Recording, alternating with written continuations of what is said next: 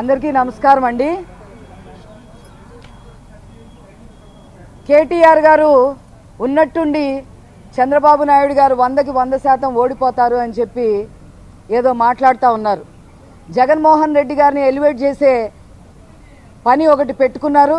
వారు లండన్ వెళ్లారు కాబట్టి జగన్మోహన్ రెడ్డి గారు కేటీఆర్ గారు మరి వైసీపీకి కూడా ఒక వర్కింగ్ ప్రెసిడెంట్ లాగా వాళ్ళు మాట్లాడుతూ మనం చూసాం.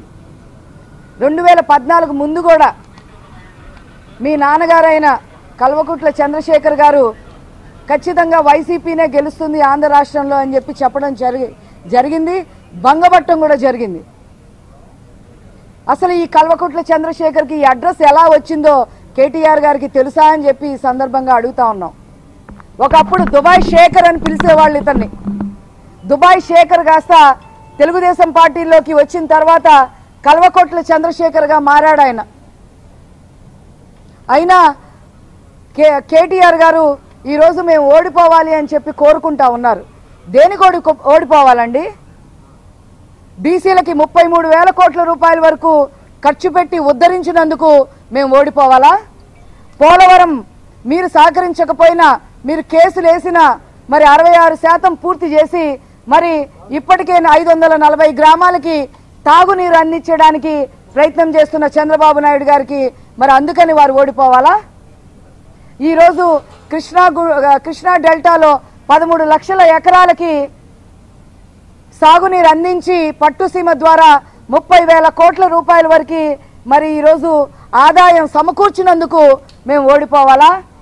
ఈరోజు ఎస్సీ ఎస్టీలకి దాదాపు 30,000 కోట్ల రూపాయల వరకు ఖర్చు పెట్టినందుకు ఓడిపోవాలా?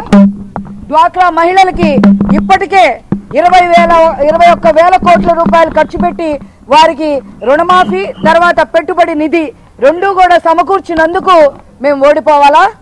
లోటు బడ్జెట్లో ఉండి కూడా ఈరోజు సంక్షేమం ఎక్కడా కూడా కుంటు పడకుండా, అలాగే అభివృద్ధి కూడా కుంటు పడకుండా రాజధాని సైతం ఈరోజు అభివృద్ధి చేయడానికి మరి చంద్రబాబు నాయుడు గారు ముందుకు వచ్చినందుకు ఓడిపోవాలా? దేనికి ఓడిపోవాలి మేము? అసలు ముందు మీ సంగతి ఏంటో ముందు మీరు చూసుకోండి అమ్మా. మీ సంగతి ఏంటో మీరు చూసుకోండి. దళితులను ముఖ్యమంత్రిని చేస్తా ఉన్నారు, ఎక్కడ చేశారు? దళితుల్ని 3 ఎకరాల భూమి ఇస్తా ఉన్నారు, ఎక్కడిచ్చారు? రైతులందరికీ, కౌలు రైతులందరికీ కూడా మరి రోడ్డును పడేశారు మీరు. సోలార్ ఫెన్సింగ్లు అన్నారు, ఎక్కడ చేశారు? డ్రిఫ్ట్ ఇరిగేషన్లు అన్నారు, ఎక్కడ చేశారు? డబుల్ హౌసింగ్లు అన్నారు, ఎక్కడ చేశారు మీరు? ముందు మీ సంగతి ఏంటో మీరు చూసుకోవాలి కదా, మీరు మా రాష్ట్రం గురించి మాట్లాడే ముందు. తర్వాత జగన్మోహన్ రెడ్డి జైల్లో, చెంచల్ కూడా జైల్లో ఉంటే జైలు భూమి కూడా ఆక్రమిస్తాడు, మేము చంద్రబాబు నాయుడు గారికి లెటర్ రాస్తాము, తీసుకెళ్లి రాజమండ్రి జైల్లో పెట్టండి అని చెప్పిన ఈ కవిత, ఈ కేటీఆర్, ఈ కేసీఆర్ ఈరోజు జగన్మోహన్ రెడ్డి గారు మీకు ఎందుకు నచ్చాడు? దేనికి నచ్చాడు? అంటే ఒక దొంగ గనక ఇక్కడ మరి పగ్గాలు చేపడితే మీరు 9th 10th షెడ్యూల్లో మాకు రావాల్సిన 1,00,000 కోట్ల ఆస్తిని మింగేయాలనా? అట్లాగే బందర్ పోర్టుని ఆక్రమించాలని ఈరోజు ఒక దొంగ రావాలని అనుకుంటున్నారా? ఆంధ్రప్రదేశ్లో ఉన్న సహజ వనరులన్నింటినీ కూడా కొల్లగొట్టడానికి ఈరోజు జగన్మోహన్ రెడ్డి లాంటి దొంగ అయితే సరిపోతాడని చెప్పి మీరు అనుకుంటున్నారా? మీరు దొంగలు ఊళ్ళు పంచుకోవడానికి ప్లాన్ల మీద ప్లాన్లు వేస్తున్నారా? ఈ కేటీఆర్ 40 కాన్స్టిట్యుయెన్సీలో ఈవీఎం ట్యాంపరింగ్ చేసిన మాట వాస్తవం, అది వాస్తవం. అలా ఇక్కడ ట్యాంపరింగ్లు చేయడానికి మీరు పూనుకున్నారా?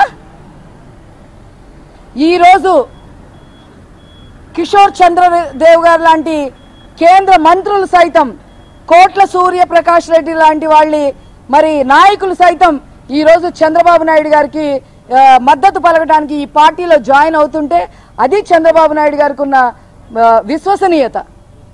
దాని గురించి మీకు తెలుసుకునే ప్రయత్నం కొంచెం కూడా చేయరా? కేటీఆర్కి ఎంతసేపు మెడికల్ కాలేజీలో వాటాలు, మీ సొంత జిల్లాలో, మీ సొంత కాన్స్టిట్యుయెన్సీలో సిరిసిల్లలో చీరలు నేయించకుండా, వాళ్ళకి ఉపాధి కల్పించకుండా పోయిన సంవత్సరం 2 సంవత్సరాల క్రితం ఏం చేశారండి? బాంబేలో చీరలు కొని 200 కోట్ల రూపాయల వరకు బ్రతుకమ్మ పండగ పేరుతో చీరలు ఇస్తామనే పేరుతో 200 కోట్ల రూపాయల వరకు మరి బాంబే నుంచి మీరు కొనుగోలు చేసి ఇక్కడ సిరిసిల్లలో ఉన్న చేనేత వర్గాల్ని మరి వాళ్ళ పొట్ట కొట్టిన వాళ్ళు మీరా మాట్లాడేది వీటన్నిటి గురించి? ఆఖరికి భద్రాచలంలో ఉన్న ప్రసాదాలు సైతం తినిపారేశారు కదయ్యా మీరు. భద్రాచలంలో గవర్నమెంట్ ఇచ్చిన లడ్డూల్ని, గవర్నమెంట్ పంచిపెడుతున్న లడ్డూల్ని సరిగ్గా లేవని చెప్పి కవిత ఒక లెటర్ రాస్తే ఒక ప్రైవేట్ వ్యక్తికి, అతను 1 లక్ష లడ్డూలు పంచుకున్నాడు, డబ్బులు దండుకున్నాడు.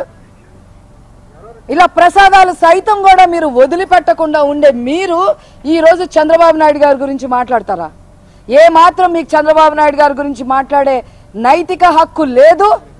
మొదటి నుంచి కూడా జగన్మోహన్ రెడ్డి ఆ పార్టీని మీ పార్టీలో కలిపాడు.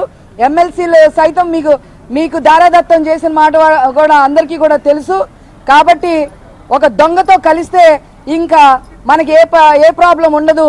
ఈ చంద్రబాబు నాయుడు గారు ఉంటే కనుక 18 గంటలు పనిచేస్తాడు, నాకు ఆయనకి కంపారిజన్ వస్తుంది, నేను ఏ పని చేయలేక వస్తున్నాను. ఇక్కడ ఒక దొంగ వస్తే 4 నెలల తర్వాత జైల్లోకి వెళ్తాడు, మళ్ళీ 4 తర్వాత వస్తాడు, మళ్ళీ జైల్లోకి వెళ్తాడు, మనకి సరిపోద్ది అని ఈ కల్వకుట్ల చంద్రశేఖర్ ఆలోచిస్తున్నాడా ఏంటి? బుద్ధుండాలి మీకు. 12% రిజర్వేషన్స్ ఇస్తా అన్నారు ఎస్టీలకి, ముస్లింస్ కి, జాబ్స్ లో, ఎడ్యుకేషన్ లో. ఎక్కడన్నా ఇచ్చారా మీరు? ముందు మీ సంగతి తీసుకోండి. మీ ఇల్లు చక్కదిద్దుకునే ప్రయత్నం చేసుకోండి. ఇక్కడికి వస్తాం అని మాట్లాడుతూ ఉన్నారు. రండి, కేసీఆర్ గారు, కేటీఆర్ గారు దమ్ముంటే రండి. ఇక్కడ ఆంధ్ర రాష్ట్రంలో మహిళలే మీకు బుద్ధి చెప్తారు, వాళ్ళు వీళ్ళు కూడా కాదు. ఇక్కడ ఉన్న మహిళలే మీకు బుద్ధి చెప్తారు.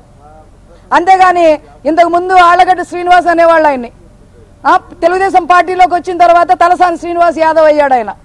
వాళ్ళని వీళ్ళని డైరెక్ట్ గా వచ్చి అటాక్ చేయడం చేతగాక, డైరెక్ట్ గా రావడం చేతగాక మీరు పెళ్లిళ్ళ పేరుతో, కోడి పందాల పేరుతో, పండుగల పేరుతో పంపించడం ఏంటి? దీన్ని బట్టి తెలుస్తుంది మీ డొలతనం ఏంటో. ఖబర్దార్, ఈసారి నుంచి ఇక ముందు నుంచి చంద్రబాబు నాయుడు గారిని కానీ, మా తెలుగుదేశం పార్టీని కానీ, మా తెలుగుదేశం కార్యకర్తలను కానీ ఎవరినన్నా ఏదైనా సరే మీరు విమర్శిస్తే మాత్రం ఖబర్దార్ అని చెప్పి ఈ సందర్భంగా మనవి చేస్తూ నేను సెలవు తీసుకున్నాను. Thank you.